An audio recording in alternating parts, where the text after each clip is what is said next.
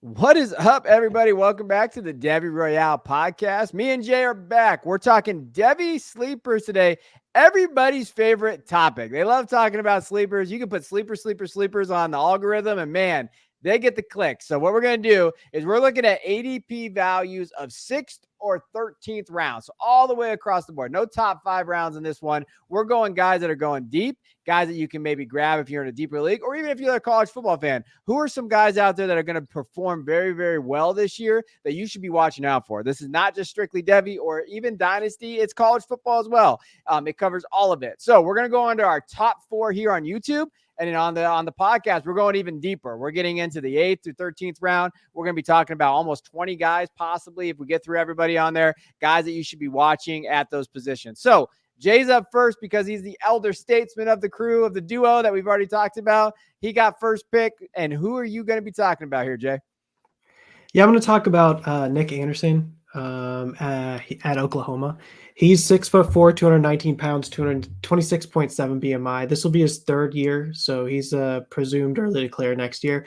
In 2023, he had almost 800 yards on 60 targets, averaging about 60 yards per game, with a 2.43 yards per route run and an 18.3% targets per route run.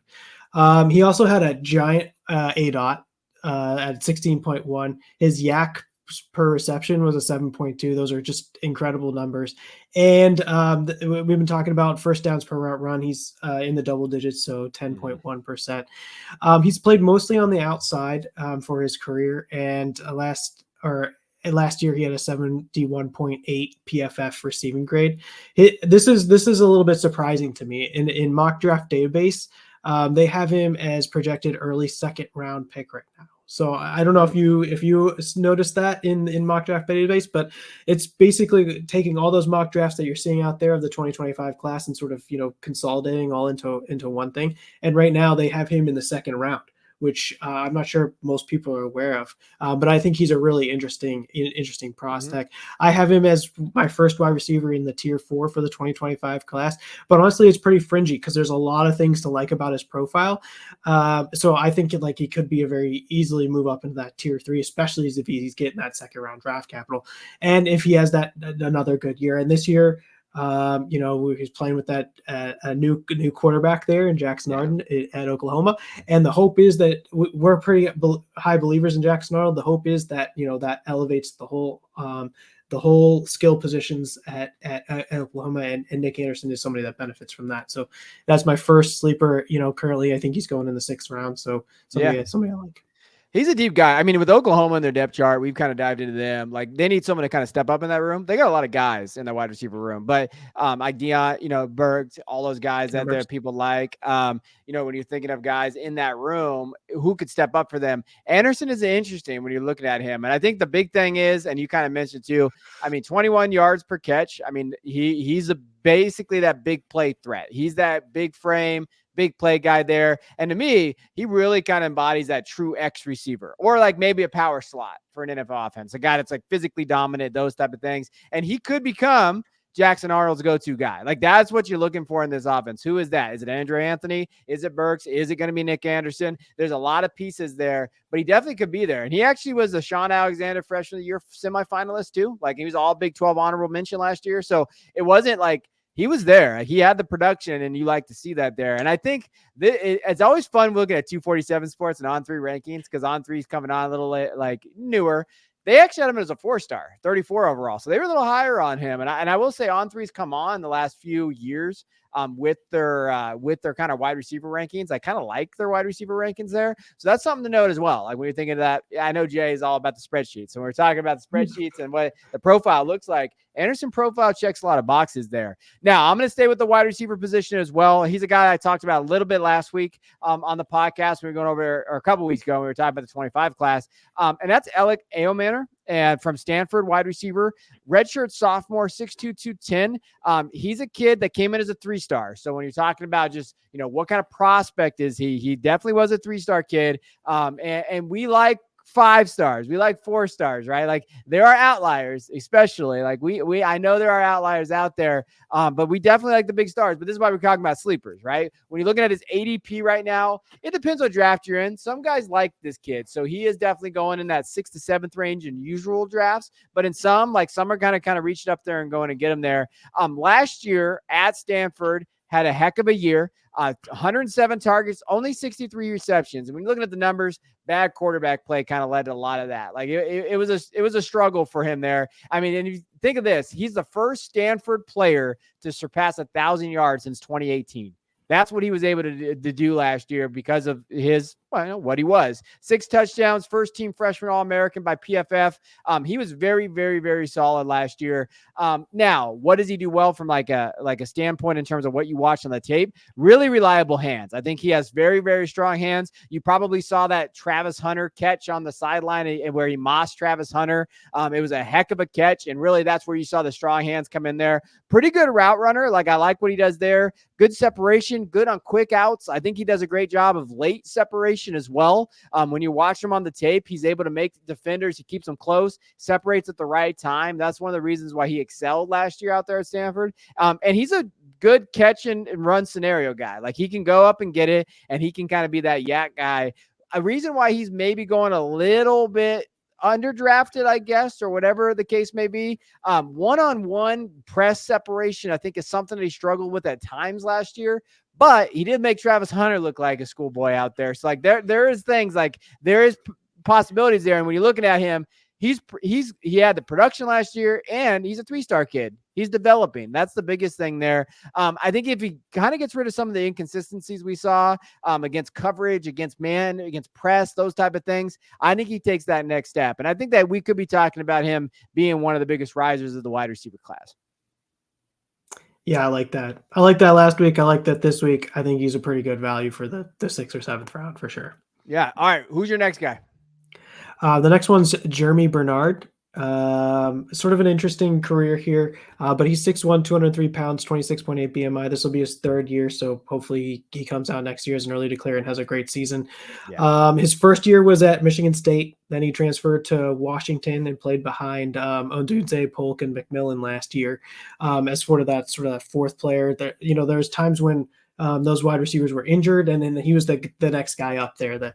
And now he's transferring to Alabama, so he's following his head coach over at Alabama. He really has not done much statistically. I mean, you can see in the board that not very many yards, yeah. Not very many catches, not very receptions, anything like that. But there's some things to hang your hat on here, right? So his first year he had 13 targets in year 1 and 44 targets in year 2. He averaged 11 yards per game in year 1 and 31 yards per game in year 2. In year 2, he had 1.9 yards per route run and a 19.4% targets per route run. So when he was running routes, he was getting targets. There happened to be Odunze, Polk, and McMillan there in front of him. So he does have a little bit of a lower ADOT. Lots of yak per reception. That's something that we've focused on a couple times for some of these players. Just like Nick Anderson, he's gotten that mid-7 yak per reception for his career. His slot rate's at 77% in year 2. So actually, if you look on the depth chart, if you go on like our lads, they don't really have him listed in the slot for Alabama, but last year he mostly played in the slot. So it'll be interesting to see how DeBoer uses him next year. I think that they have him listed as the X, but we'll see. We'll see how that develops and plays because Alabama's got some decent weapons there in the receiving core. He had a 9% yards first downs per route run in year 2 and for his career. So, usually I'd want to see up into that double digits. And he had a 73.5 PFF receiving grade. His mock draft database projection is in the 5th round guy. We currently have him in the 4th round, but I think there's upside there as he moves over with his head coach who knows him very well and grabs a starting spot at Alabama. So if Jalen Morrell goes off, Kalen DeBoer has been able to work his magic, sort of like with Michael Penix in the last year, and they're supporting. Maybe he has a chance to be one of those guys that's a huge riser. Right now, I have him very close tier wise to Nick Anderson. sort of in that tier 4, but somebody that could rise up quite a bit and somebody you can get in the 6th, 7th round of these Devy drafts. Yeah, and when you look at the Alabama room, Bernard has all the chance to really pop off in this class. Like, because when you're looking at it, Kendrick Law is there, probably the Z, hasn't really done much. Junior, Kobe Prentice is another one. I like Kobe Prentice, but again, hasn't really done much. He's at a H. Emmanuel Henderson, he used to be a running back, turn wide receiver. He's kind of in that back end. Caleb Odom, he's a freshman, probably going to push for it a little bit. And then Ryan Williams is probably the guy he's competing with in terms of like targets, because Ryan Williams is a true freshman coming in. Ryan Williams is a dog. Like, Ryan Williams is someone I really like. I think he's going to fit really well as that Z, possibly that X, maybe if he pushes for it. But I think that is Jeremy's kind of spot for them. So if Jeremy can pop off there, yeah, you're excited about the targets that he's going to get there. And he could lead the Alabama offense in targets. Like, he's the type of kid that can do that. I will say, from like a film base, and we're looking at the Devy guy that we have here at the Patreon, the strengths that stand out, strong hands, middle of the field, does that well. Breaks tackles in the open field when he gets open. Like, he's very, very agile, can make guys miss, those type of things. And then fluid athlete. Like, of the athletes on this room, him and Ryan Williams are the two best athletes from the wide receiver position. He is that athletic. He's got to get better in terms of like releases, his routes, and the production part. Like, the production part that Jay mentioned, that's a big one. But from a releases and routes perspective, he wins on athleticism a lot. You ain't going to win on athleticism in the SEC at Alabama. Like, you're going to have to win on, hey, how good are my routes? Can I create separation? Can I do that? Now, DeBoer is going to do some things out there as an offensive coordinator to get him the football. So I don't think he has to learn right away. I think he's still going to be a weapon right away, but I love this pick. I think Bernard is undervalued as hell right now. Going in the 6th round, 7th round in Devy drafts, no, he should be going higher than that based on some of the names that I've seen and some of the ADP out there. Bernard could definitely do that. And even if he doesn't declare, like, let's say he doesn't, I know Jay's going to hate that. He just shook his head at me if you're listening on the podcast. He's like, no, he has to declare. Even if he doesn't, I do think that based on his career, a second year in that offense isn't going to hurt him as much. Like, I think that the development's going to be there. So even if he doesn't have like a huge year, I still think he can push up in value because people are going to draft him next year. Think of like Torrey Horton. Torrey Horton from Colorado State, and Devy's getting drafted in the 2nd, 3rd round. Jeremy Bernard to me is like, hey, and he's a 5th-year guy. Jay absolutely hates that. Jeremy be a 4th-year guy, so you're going to see that increased value there. So I'm on the board there. I think that when you're looking at it from a perspective of like, hey, he can really kind of step up, be that guy. I'm a big fan of him too. You just took him before I did. Now, the guy that I wanted to mention, tight end, I'm going to throw a tight end out here. We had no quarterbacks or running backs on this for the YouTube channel. We do have some guys for you guys on the podcast, but tight end Luke Lachey. You know what? My motto is, if he plays for Iowa and he plays tight end, you draft him. Like, that is the simple kind of motto out there. 4-star kid out of for 247 Sports when he came out of high school. 6'6", 250 kid there. Really, the way I look at him, he's played, obviously this is going to be his 4th year, but for tight ends, it's one of those things. Didn't have the production last year, was injured, only played 2 games. His sophomore year, 382 yards and 4 touchdowns. But from a tight end perspective, Luke does a lot of good things. Like, he has the NFL bloodline, so you like that, right? He comes from a George Kittle, TJ Hawkinson, Noah Fant, Sam Laporta train. Like, he goes from that train there. And the funny thing is, when we played behind Laporta, he actually ranked the highest among Power 5 tight ends with a 77.7 PFF receiving grade in 2022. So he was, from a PFF standpoint and analytics standpoint, better than Sam Laporta. And then people were actually talking about him more than Sam Laporta. Laporta, people don't remember, like, Laporta was not the tight end to go after here. Lachey is still there. Very good leverage in traffic. I think he has zone coverage buster all written all over him. This kid's going to find the open zone. He's going to command targets in that range there.